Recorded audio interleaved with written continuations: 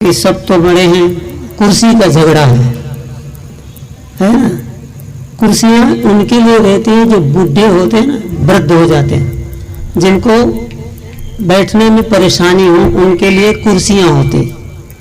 और जो जवान हो, अब ये सब पड़ा हुआ है, पर ऐसा है कि इसमें भी बैठने लायक नहीं, बैठे तो ढनक जाए, ऐसे वो बरोबर नहीं है। इसीलिए जब कुर्सियां वहां लगी थी तो मंच भी उधर ही लगाना चाहिए था, नजदीक, जिससे कि बोलने वालों को सामने हो, सुनने वाले भी सामने हो। तो ये सब झमेला है ज़्यादा यहाँ पर।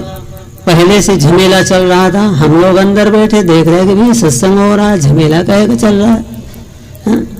क्योंकि सत्संग कभी करते नहीं है, संतों के पास जाते नहीं है, और जो संतों के पास जाता है वो बहुत विनम्र होता है। संत सहायक जीव को संत ही पार लगाए, औरन ते ये होए नहीं जो भ्रम भूल भगाए। बोलते हैं संत सहायक जीव के।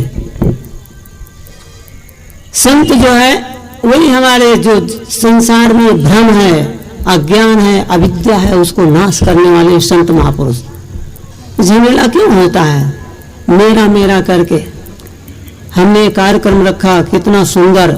हमने प्रवीण भाई से पूछा कि भाई आप अकेले कार्यक्रम कर रहे हो कि सब मिल के कर रहे हो? बोले नहीं साहब, सब मिल के कर रहे हैं। तो मिल के कर रहे हो, बहुत अच्छी बात है, पर मिल करके झगड़ा में जाओ, ये तो बिल्कुल बात अच्छी नहीं है। सब दूर दूर से सब भक्त आए, सज्जन आए, संत महात्मा आए, सुनेंगे क्या कहेंगे? अरे हम कहते हैं कि दुश्मन कोई दुनिया में है ही नहीं, पर हम कभी संतों का संग नहीं किए तो क्या करेंगे? दुश्मन बनाए बैठ रहेंगे, ये तो मेरा दुश्मन है। अरे कल तू मर जाएगा, फिर उसी के घर में जन्म लेगा, फिर किसका दुश्मन होगा बताओ? कौन दुश्मन होगा?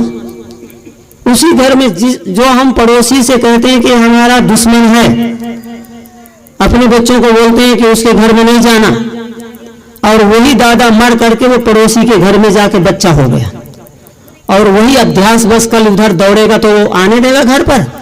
उसको तमाचा लगाएगा, कहेगा नहीं भाग भाग भाग। वो कहेगी कि ये तो मेरा घर है, पर कोई मानने वाला है? अरे संतों के पास हम जाते हैं, सत्संग रखे हैं, दुश्मन भी आ जाए तो उसका स्वागत करना चाहिए। अपमान क्या करना है? कोई भी आवे उसका स्वागत करें, सम्मान करें। हम भोजन देते हैं, भंडारा देते हैं, ये किसके लिए? लोग पशु पक्षियों को खिलाते हैं, फिर ये तो इंसान है कोई आगे। और उसमें हमको बिल्कुल नहीं अच्छा लगा ये, क्योंकि हमारे गुरुदेव जी बैठे हैं, कोई मर्यादा नहीं, झगड़ना ना चलाने। ऐसा तो ये हमने आज देखा, ऐसे तो हम कभी ऐसे जाते भी नहीं ऐसे सत्संग, और वैसे जाना वही चाहिए जहाँ झगड़ा हो। ये तो बहुत अच्छी बात हुई, क्योंकि सुधरे हुए को तो सभी सुधारते हैं। राही साहब, आई साहब, सुधरे हुए को तो सभी सुधारते हैं, पर बिगड़ी हुई को जो सुधारता है वही तो कारीगर होता है। बोलो सतगुरुदेव की, है ना भाई। जिनको थोड़ा दुख हुआ हो, और हमारे ठाकुर भाई जो हैं, हम तो उनको बहुत अच्छा मानते। आप लोगों के भले वो दुश्मन रहे हों, पर हम उनको बहुत अच्छा मानते। हमारे जो डीएम साहब जी हैं, वो इधर के कार्यक्रम में व्यस्त, इसके लिए वो गाड़ी लेकर नहीं जा सकते थे, तो उन्होंने उनको कह दिया कि भाई गुरु जी को ले आना। अब वो गाड़ी लेकर आया और उनको एकदम से बिगड़ जाना, तुम हमारे यहाँ कैसे आए, ये हुआ वो हुआ। हम तो अंदर से सुन रहे थे, मैंने सोचा क्यों झगड़ा क्यों? बोले कि आपस में घर का झगड़ा। मैंने सोचा भाई कोई पीऊ तो नहीं लिया, क्योंकि जो संतों के पास जाए तो क्या करेगा? वो पीऊ की झगड़ा मचाने लगे। तो बोले बाद में बोले कि नहीं नहीं कोई पिया नहीं साहब, हमने तो जानते हैं कि भाई यहाँ हमारे कोई पीने वाले नहीं, क्योंकि ये सब हमारा भक्त समाज, और ये सब हंस है, और हंस का काम यही है। मतलब हंस का काम क्या है? नीर चीर का करे निवेरा, और कहें कबीर सोई जन, है ना? जो नीर चीर का निवेरा, नीर चीर क्या है? खाली जड़ चेतन थोड़ा है कि वह जड़ चेतन का निवेरा कर दिया। अरे व्यवहार में बिल्कुल कुशल। हम तो कहते हैं कि भले परमात्मा, जो लोग कहते हैं अरे परमात्मा परमात्मा कौन है? मैं कहता हूं परमात्मा तो है ही है, और परमात्मा सबके अंदर बैठा हुआ है। जो बोल रहा है वो कौन बोल रहा है? आप कहते हैं जीव बोलता है, हम कहते हैं जीव चला गया तो कौन बोलेगा? कोई नहीं बोलेगा। कोई कहता है परमात्मा बोल रहा है तो परमात्मा चला गया तो कौन बोलेगा? कोई कहता है ब्रह्म बोल रहा है तो ब्रह्म चला गया तो कौन बोलेगा? तो भाई वो ब्रह्म जो है, वो परमात्मा जो है, वो राम जो है, सब में है, पशु पक्षियों में भी है। इसीलिए तो हम लोग कहते हैं किसी को मारो मत, किसी की हत्या मत करो। खाली यही नहीं है कि हत्या करने से हत्या होती है, वाणी से सबसे बड़ी हत्या होती है। वाणी से जो है सबसे बड़ी हत्या होती है। अरे हम तो कहते हैं, हमने तो ऐसे ऐसे सत्संग देखा है, ब्रह्मा कुमारी बहनें हैं, हम उनके यहाँ सत्संग में गए और उन्होंने देखा कि कोई आपस में कभी कोई से बेमनस्ता हो गया तो वहां पर वो क्षमा याचना करते, भरी सभा में आकर के, और दोनों गले मिलते हैं आपस में प्रेम से, नहीं हमारी गलती हो गई। तो कोई गलती हो तो उसको सुधार लेना चाहिए, गांठ नहीं बांधना चाहिए। हमारे यहाँ कहा जाता है, सोना सज्जन साधुजन टूट जुड़े, है ना, एक बार नहीं, कितने बार, बोले 100 बार। और कुजन कुंभ कुम्हार का एक धक्का। हमें कुम्हार का मिट्टी का बासन नहीं होना, हम तो सोना है, सज्जन है। तो सज्जन का काम है, सज्जन है तभी तो ये कार्यक्रम रखे इतना बड़ा। और सभी लोग दूर दूर से, वो लोग कहां से गुरु जी आए, कहां हम लोग रहे थे डीसा में, पालनपुर नहीं, हमें अभी इधर आना भी नहीं था, पर हमारे डीएम साहब जी बोले कि साहब एक प्रोग्राम रखा है। तो हमने कहा कोई बात नहीं, पूज्य गुरुदेव जी भी उधर आने वाले हैं तो अच्छा है, ये प्रोग्राम हो जाएगा। 17 तारीख को भी प्रोग्राम रखा है। हमारे बाबू भाई बोलते थे अब कहां पर रखे हैं, हम लोगों को पता तो बताते नहीं। हाँ, शिवासी गांव में। तो हम आए यहाँ 2:30 बजे से हम बैठे वहां कुमार भाई के यहाँ, हमको पता है, हमें पता चल गया कि बोले क्या बोले,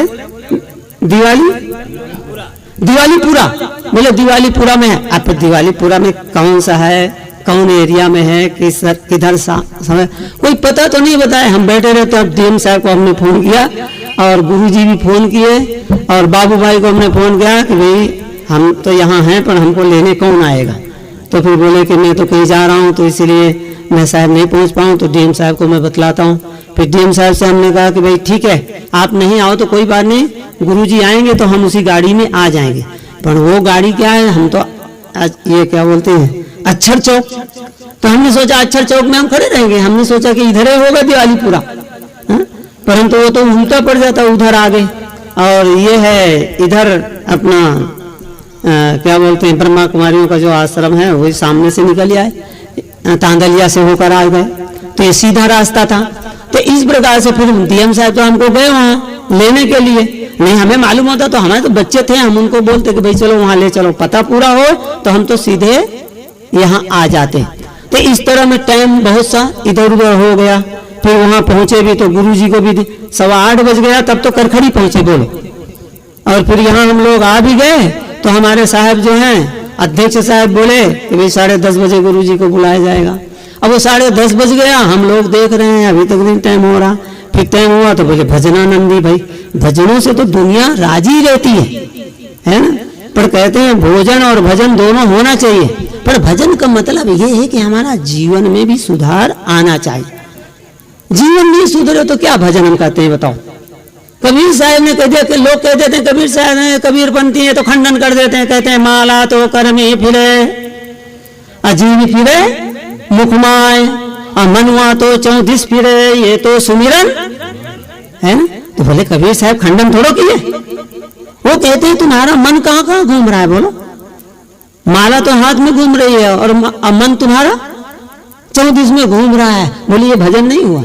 भजन तो वो है, हमारे यहाँ कहा जाता है शास्त्रों में ऐसे नीति है कि भोजन भजन खजाना नारी ये सब पर्दे के अधिकारी, ये विज्ञापन के अधिकारी नहीं कि कितना भजन करते हैं कितना क्या करते हैं। हमें बताने की जरूरत नहीं कि हम लोग कितना भजन करते हैं, हम लोगों से पूछते हैं कहते हैं क्या करते हैं, कोई को पता ही नहीं चलता कि कब माला फेरते हैं।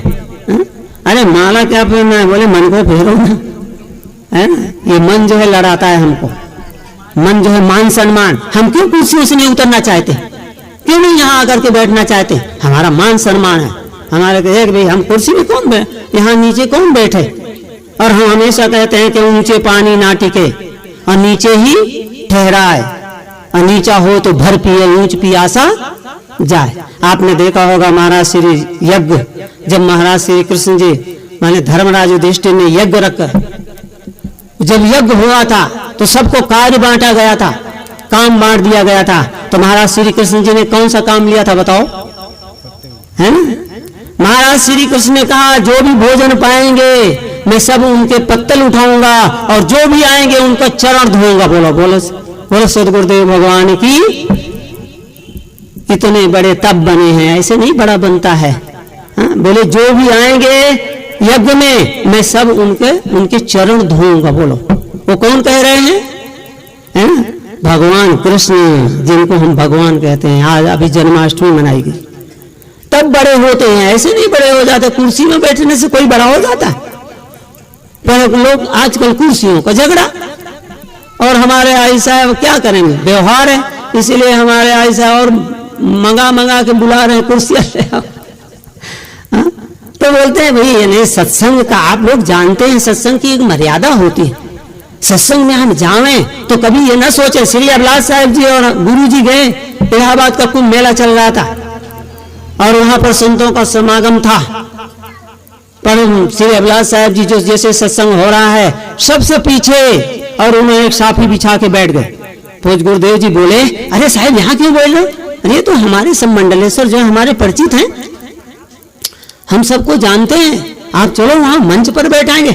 अरे साहब बोले हमने तो कुछ सुनने आए हैं और कुछ सीखने आए हैं, हमें दिखाना नहीं है कि हम महंत हैं यहाँ के, या हम यहाँ के अधिकारी हैं, हम फलाना है ढिकाना है।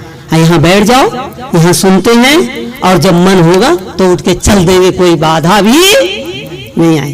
तो ये होता है बड़े, इसीलिए कहते हैं बड़े बड़ाई ना करें और बड़े ना बोले, बोल अहीरा कबहू ना कहे लाख टका मेरा। पूज्य गुरुदेव जी का समय हो रहा है, हमारे जो अध्यक्ष जी हैं, हम भी समय का अतिक्रमण नहीं करेंगे।